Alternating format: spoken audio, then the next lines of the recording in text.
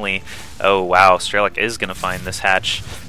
Just drives right up there with his Hellions. Going to be able to torch a lot of these drones before the roaches can arrive. Oh, and the Hellions don't even escape. He just torches whatever he can and just explodes to that roach fire.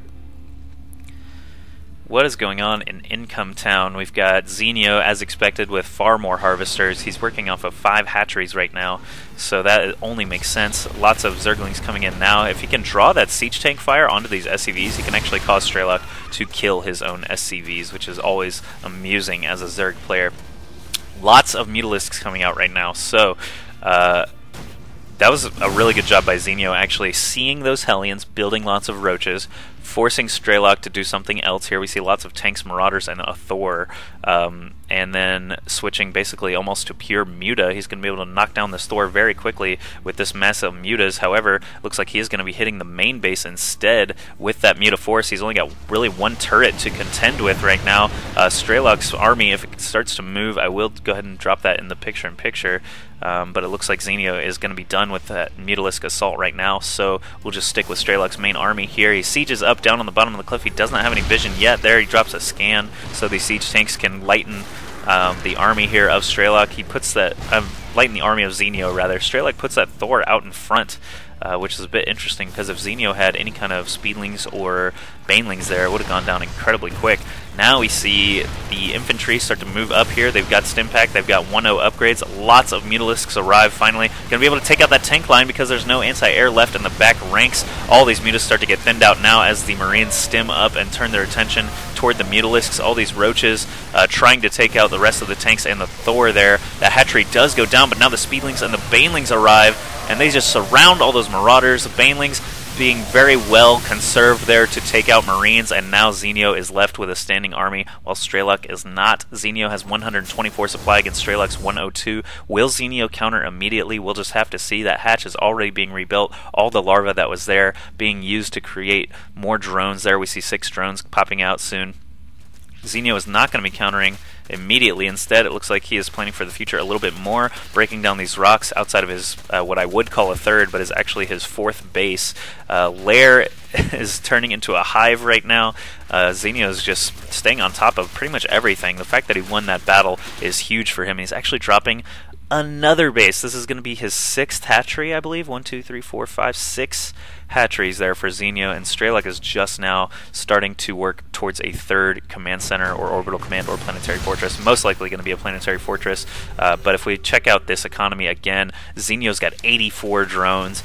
Some Zerg players I know in North America like to stop around 70. Zenio does not give a crap. He's going to stick with 85 harvesters or more. Look at this income, just dominating Strelok on both minerals and gas. So Strelok going to go ahead and stem in a large force of marauders right here and try to gun down this hatchery as fast as he can. He might get it before all these Zerglings and banelings, and oh my god, there's just so many units. There's an infestor that I mentioned was missing earlier, dropping that fungal growth there, and the Zerglings just massacre everything. Those banelings rolled in, and you know, Zenio did a good job conserving them yet again. You don't want to waste banelings on units like Marauders when you can just hit these little fleshy Marines and do so much more damage. Zenio is just streaming lings around the backside there. If Strelok doesn't do anything here, I'm going to put those Zerglings in the picture-in-picture here. Strelok is attacking, though, so I will do just that.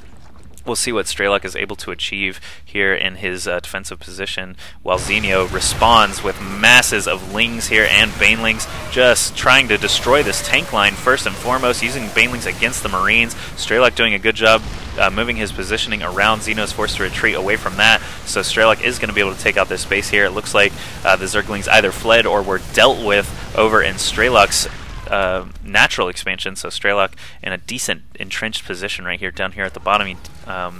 Zenio is actually trying to build this base here at the gold despite being attacked only 10 feet away over here. All these lings and banelings, though, and infestors coming in to clean up the mess. Strelok's army is decimated once again. All this stuff going down. Strelok has been attacking over here on this far left expansion as well. He might be able to take out this hatchery, but Zenio still has a pretty large standing army, so even if he is successful there, and it looks like he is, Zenio is just going to run right up here with the rest of his lings and surround everything once again, crushing all that was left of Strelok's army. Check out these upgrades right here. 1, 2 upgrades for these ground units here. 2 armor, very nice to have. This command center, unfortunately, for Strelok is not a planetary fortress, so all these lings and banelings just run right up here. There was a great fungal right here. Might even... Ooh, one more fungal would kill all these marines. It's so intense. There goes one just popping to that green stuff on him. 4 siege tanks right here basically just defended this command center long enough for it to start to turn into a planetary fortress.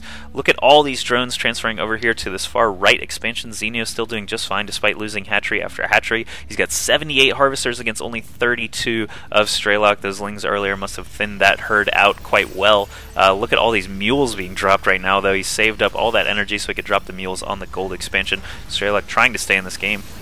His mineral count was a bit higher right there. Yeah, with these mules on the gold, that really makes a massive difference. Gas is about even, but this harvester count will allow Zenio to eventually overrun Strelok. You can't drop that many mules forever on those gold bases. And now we have Broodlords out. After that hive was completed, Zenio went up to the Greater Spire and got the next best unit in the arsenal. He's mixing it up. The only thing we really haven't seen here is Hydralisks. They kind of fell out of favor once Roaches got their range increase, but you know, Broodlord's always fun to see. Great fungal growth by Zenio. He's barely losing any infestors on these fungals too, which is usually the problem with infestors. They're just so squishy, and all these tanks being fungled, all those marines and marauders fungled over and over, allow the Zerglings to just surround everything. These Broodlords, Strelok doesn't really have an answer for those right now, so they're going to just go to town on the supply depot, on these marines, on the planetary fortress from range. As long as he can keep these Broodlords up, he can just kill this planetary fortress with nothing but Broodlings. Instead, it looks like he is just going to bring in the entire army and try and gun that down. He needs to fungal these SCVs or something. This planetary fortress is getting repaired way too fast. A little bit of a misstep by Zenio in a game full of just great decisions. This Viking is going to be able to take out this Broodlord no problem. So Zenio continues to move his assault up the ramp towards Strelok's main. There are just a bunch of supply depots here blocking Zenio from all those workers. One fungal growth right there going to kill all those SCVs. The Zerglings clean up what the fungal growths haven't killed yet, and Strelok just really hurting right now. All he's got really left are medevacs. If we check out the units tab, we see 3 medevacs, a Viking, 2 tanks, 15 marines against, you know, just lings all over the map. We've got Ultralisks on the map now, 56 lings, 79 drones. And lings and ultras pretty much all that exist right now in Zenio's army, which is a bit surprising. And there they are. There's those ultras getting ready to move in on this planetary fortress, it looks like. Do they have their upgrades yet? They are 3-2. There is one upgrade finishing, taking them up to 5-2. That's just so much armor. I would say 2-5, actually. I always say offensive upgrades first. But here we go. These lings are going to run right past, draw some fire. It looks like Zenio's not concerned with that planetary fortress just yet. Looks like Strelok is trying to do a last-ditch attack here.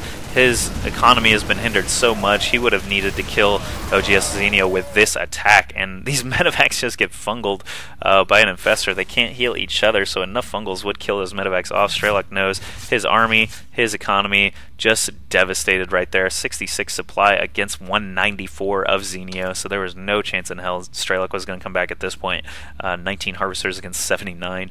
Quite a good game by oGsZenio. Nice effort by Strelok, but he expanded just too little too late. Wasn't able to keep up with the million hatcheries that Zenio built throughout that game. So that was game 1 in a best-of-3 series for the Kaspersky New Year's StarCraft 2 Invitational. Zenio was an invited player, and Strelok actually had to win a group of other European players to be able to play against him in these quarterfinals. So now let's move into Game 2 and see who will stay alive in this tournament.